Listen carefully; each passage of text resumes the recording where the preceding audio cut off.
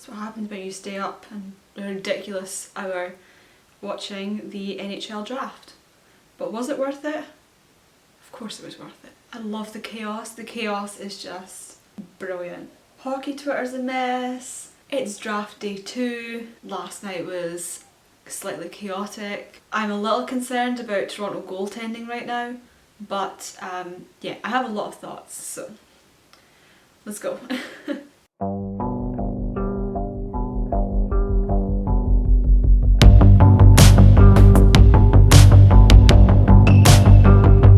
Hello everybody, welcome back to my channel. If you're new here, make sure to like and subscribe. I'm Victoria and I talk about hockey and baseball content from across the pond in Scotland.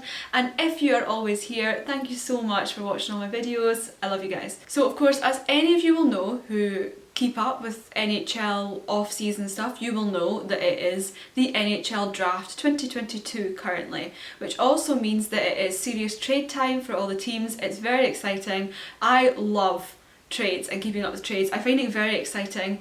I'm slightly nerdy about it all, and it's just a good time for me. I just enjoy it far too much, to be honest. So today I'm just doing a little sort of day after reaction to the draft itself and also the trades that have come on so far.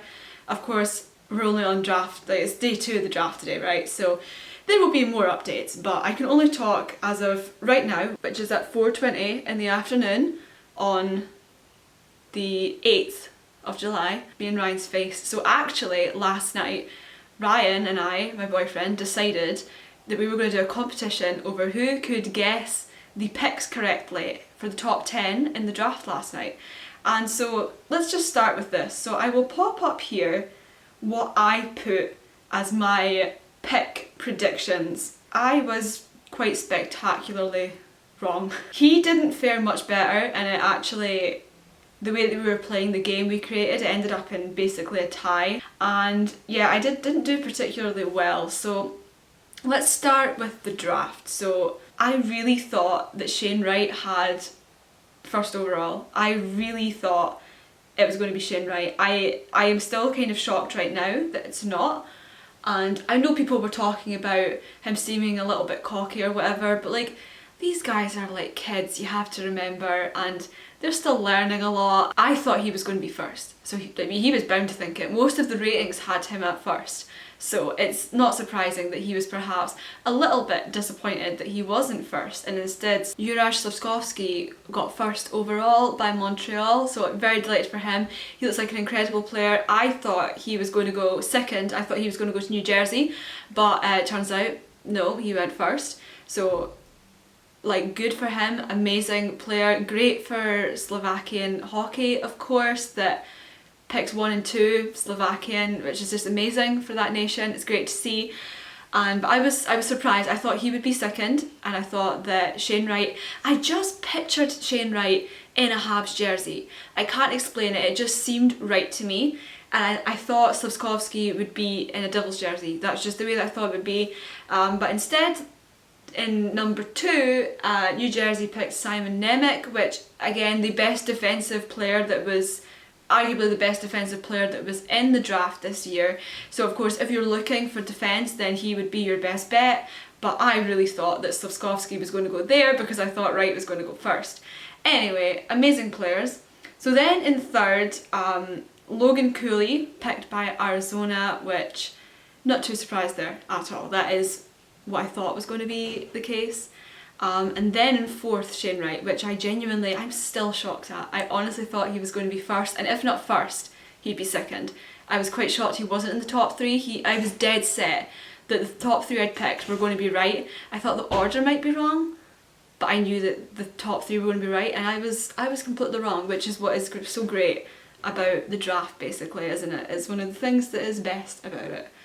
So anyway, going down the list, so great for Seattle. I think that's a great pickup for Seattle. I think that they can perhaps do a lot with him, and it'll be nice to see Kraken progress as a team.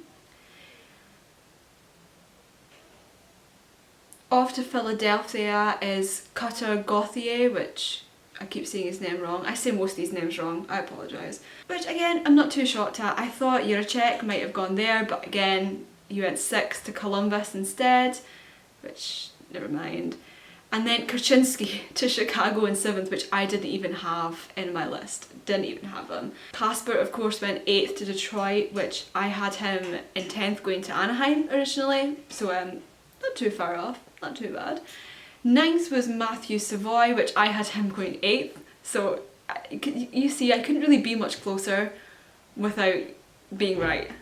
Instead I just got like them all wrong pretty much. And then finally in 10th, Pavel Mintyukov. Didn't have him in my top 10, so I failed drastically on that one, but what's great is you can never predict it. And then Ryan and I also put in that we would pick the Leafs pick down in 25th, and I thought it was going to be Liam Ogren. Is that how you say it? I apologise. But of course the Leafs did not take their pick and they inside traded, which I will get to. So in terms of teams who I think really won out of the draft, there's quite a few, but my top 3, I think Seattle definitely did. I think Shane Wright is going to be a great pickup. I see great things for this guy coming, so I think Seattle definitely came out, if not on top, nearly at the top of that one. I think Minnesota also did really well. Not only did they get Danila Yurov, but they also got Liam Ogren, who I thought the Leafs were going to take and I wanted the Leafs to take, so of course I'm going to think that Minnesota have done really well, which they definitely have. I really think these two have got a lot of potential to come and I'm excited to see where they're going to go. And then finally, I think that did really well last night is definitely Winnipeg. Rutger McGroarty and also Brad Lambert, who were people that I rated really highly in the draft too, and I thought they looked like good prospects, and they got both of them, so I'm excited to see again where they will go. But yeah, I think Seattle, Minnesota and Winnipeg probably won out of the draft last night, but you never really know. But just in terms of looking at players, this is what I think anyway. So now let's switch over and talk trades for a minute, shall we? And I'm going to have to start off with the Leafs one because this is like a Leafs orientated channel. So the Leafs trade Peter Mrazek and their first round pick to Chicago in return for a second round pick, which for a start, like win. I saw a lot of people debating about this, about the fact that a mistake in signing Mrazek basically cost us that first round pick, but honestly I don't think going down 13 places, when you're already in 25th place, right, it's not that much of a drop to go down to 38th in my opinion. If we were in the top 10 I might be a little bit annoyed, but I really don't think it's that disastrous, and the fact that there's no salary retention on it, I really think that is a pretty good win. It was a failed signing, we all know that, but these things happen. I hope Mrazek goes and does a lot better in Chicago than what he did for us. He clearly just wasn't a right fit for Toronto, and so I hope he goes off and does well, and I really hope, because I'm concerned, that the Leafs can get some good goalie. And I don't doubt by the time this goes up, this is going to be out of date, right? But I'm still new to this, right? And I need to go like, I film this, edit this, do all the other stuff and like upload it. So this is going to be out of date, and by the time this goes up the Leafs will probably have picked a goalie, no doubt, but I'm really hoping that they're going to try and re-sign Campbell. That is my first wish. I would like to see either Campbell on like a tandem with perhaps Shalgren, or I know that Blackwood has just become sort of available from New Jersey, so I'm wondering if maybe there could be an ideal tandem there. I would love to see a Campbell-Blackwood tandem. Or alternatively, Darcy Kemper is probably going to be, you know, moving from Colorado after yesterday's trade, so I would love to see him in a Leafs jersey, if not Campbell. So that's what I'm hoping for, is something like that. But I am slightly concerned about goaltending, just because we've freed up a lot of space now in trading Mrazek, which is why I think that trade is so successful, but ultimately it's still going to be difficult to get a goaltender that's going to do everything that we need basically, so we'll see. In terms of other trades, obviously as I just mentioned, Colorado had a trade, so they got Alexander Georgiev from the New York Rangers in exchange for a 3rd round pick, a 5th round pick, and another 3rd round pick. Sorry, 2 3rd round picks and a 5th. And I was quite surprised to see this because I didn't think Kemper would be moving, but there we are. That's what it is. And then of course we have Ottawa and Chicago. Chicago have been on the move, like they really have. So Alex DeBrincat in exchange for a 1st round, a 2nd round and a 3rd round pick, which is a bargain. Like Ottawa won that so much and I hate it. I hate it so much. And then of course during the actual draft we had trade announcements, which was very exciting to see.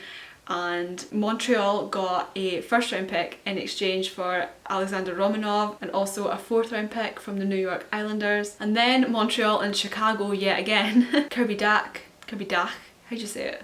Oh my god.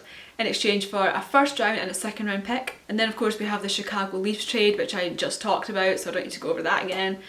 And then we have Arizona and Edmonton, so Zach Kassian and a 1st round pick in exchange for a 2nd round, a 3rd round and a 1st round. Then, big one for me, Detroit and St. Louis, Ville Husso in exchange for a 3rd round pick. Now I thought Husso might be coming to the Leafs, so that crushed my dreams. I spent time writing articles about that, but you know, thank you, Detroit, for crushing my dreams. And then the 2 most recent trades which have happened in like the last hour as I'm filming this, Washington and New Jersey, Vanacek and a 2nd round pick in exchange for a 2nd round and a 3rd round, which honestly, personally I'm not too fussed about, so I move on. And then the most recent trade, Tony DeAngelo from the Canes to Philadelphia in exchange for a 2nd round, a 3rd round and a 4th round pick. I don't like Tony DeAngelo, I do not like the man, so I'm not even going to talk anymore about it. But anyway, this video is already getting long enough. It's already going to take long enough to edit and upload, and I'm trying to move fast here. Yeah, let me know below what you think of everything. Overall, my consensus is really enjoyed the draft. Obviously, as a Leafs fan, it's not like a priority for us as much as it is for like Habs fans or whatever, but it was still really good to watch. Really happy to see Mrazek getting moved on with no salary retention. That was a huge thing for me. So thank you so much for watching. Let me know down below what trades you want to see, or just anything about the trades or about the NHL draft. Anything, completely anything.